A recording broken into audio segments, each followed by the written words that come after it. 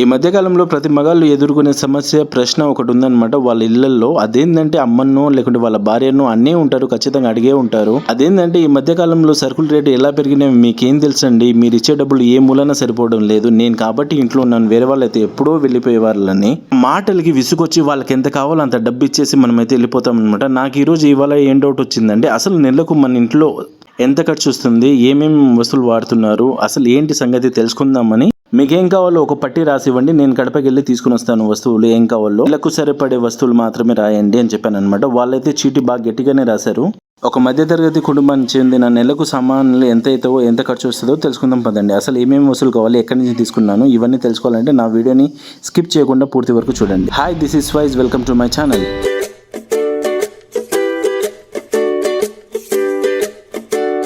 వస్తువులు నిన్న పట్టిని చూసి కళ్ళు ఎరిపెక్కాయి అనమాట. అసలు నాకు చిన్న డౌట్ వచ్చింది వాళ్ళు పట్టి చెప్తా అంటే. అదేంటంటే నెలకు నిజంగానే ఇన్ని వస్తువులు యూజ్ అవుతున్నాయా ఇంట్లో, లేదా నేను తీసుకుని వస్తున్నాను కాబట్టి గట్టి పట్టిగా రాశారని చిన్న డౌట్ వచ్చింది.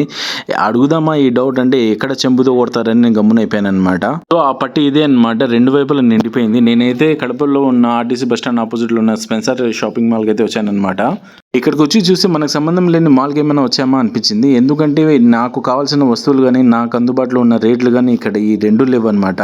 సో ఎలాగో వచ్చాము, ఏమైనా తీసుకుని వెళ్దాం, ఇక్కడ ఆఫర్లు పెట్టింటారనమాట. అంటే డిటర్జెంట్ సోపు అలా పెడతారనమాట ఆఫర్లో, ఏవైనా తీసుకుని వెళ్దామని ఇక్కడ వచ్చాను. ఇంత దూరం వచ్చి ఇంత వీడియో తీసుకుని ఏం తీసుకుని వెళ్ళకపోతే ఎగ్జిట్ గేట్ దగ్గర ఒక అమ్మాయిని నిలబెడతారు. వాళ్ళ అమ్మాయి చూసే చూపు ఉంటుంది చూడు, ఏం తీసుకుని వెళ్ళకపోతే వద్దు, ఆ చూపు వద్దు, ఆ బతుకొద్దు నాకు అనిపిస్తుంది. బయట ఎండలు అయితే మండిపోతున్నాయి, గ్లూకోజ్ అయినా తీసుకుందాం అనుకుంటే గ్లూకోజ్ లో అందులో ఇతను ఆఫర్ కూడా పెట్టాడు అనమాట. ఇందుకు ఆఫర్ ఏంటంటే 500 గ్రాముల గ్లూకోజ్ చూస్తుంటే 150 రూపాయలు ఖరీదు చేసే బాటిల్ ఫ్రీ అని ఇచ్చాడనమాట. ఆ గ్లూకోజ్ ఎంత అని చూస్తే 400 రూపాయలు ఉంది. నాకు చిన్న డౌట్ వచ్చింది అనమాట, ఆఫర్లో లేని గ్లూకోజ్ 500 గ్రాములు ఎంత పడుతుందో చూద్దాం అనుకుంటే ఇక్కడ 240 రూపాయలు, 240 ప్లస్ 150 ఎంత 400 అయింది. అంటే ఆఫర్లో పెట్టలేదు, వాడు జస్ట్ రాశాడు అనమాట.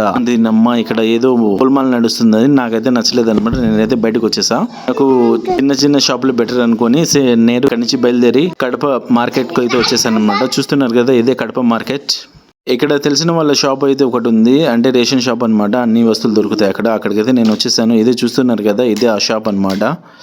నా చేతిలోని పట్టిని చూసి కూర్చోబెట్టి కూల్ డ్రింక్ ఇచ్చి మరి కూర్చోబెట్టారనమాట. అట్లుంటుంది మా వాళ్ళు పట్టి రాస్తే. మంచి బేరం దొరికిందని వాళ్ళు కూడా చాలా హ్యాపీ ఫీల్ అయ్యారు. నేను కూడా నాకు కావాల్సిన వస్తువులన్నీ చెప్పేశాను అనమాట. వాళ్ళు ఒకటిగా అన్ని తెప్పించేసరి ప్యాక్ చేసి పెట్టారనమాట. నా స్కూటీ ఇదే, స్కూటీ దగ్గర అయితే వాళ్ళే చేశారనమాట. ఇక్కడ సామాన్లన్నీ తీసుకుని ఇంటికి అయితే వచ్చేసాను. ఇక్కడ వాళ్ళకి కావాల్సిన పట్టి అన్ని చూసుకొని అన్ని వచ్చాయా లేదా అన్ని చూసుకొని ఇంట్లో వాళ్ళందరూ వంట మొదలు పెట్టేటప్పుడు వాడే నూనె కానించి అన్నం తినిన తర్వాత కడిగే బోకుల సోప్ వరకు అన్నీ తీసుకుని వచ్చేసాను అనమాట. నెలకు సరిపడే సామాన్లు. మన ప్రశ్నకు జవాబు ఏంటంటే ఒక మధ్యతరగతికి చెందిన కుటుంబానికి ఒక నెలకు సరిపడే సామాన్లు నెలకు ఎంత అవుతాయి అంటే అక్షరాల 9,000 రూపాయలు అవుతాయి అనమాట ఒక నెలకు. మీ ఇంట్లో ఒక నెలకు సరిపడే సరుకులు ఎంత అవుతుందో కామెంట్ చేయండి. అసలు తెలుసా మీ ఇంట్లో ఎంత అవుతుందో నెలకు? మీరు నా వీడియోస్ని ఏ ఊరి నుంచి చూస్తున్నారో అక్కడ రేట్లు ఎలా ఉన్నాయో కామెంట్ చేయండి. ఇంతకు నెలకు ఎంత అవుతుందో మీ ఇంట్లో సరుకులు తెలుసా మీకు? ఇలాంటి మరిన్ని వీడియోస్ కోసం నా ఛానల్ని సబ్స్క్రైబ్ చేయండి, లైక్ చేయండి, కామెంట్ చేయండి, కొంచెం సపోర్ట్ చేయండి అబ్బా. Love you.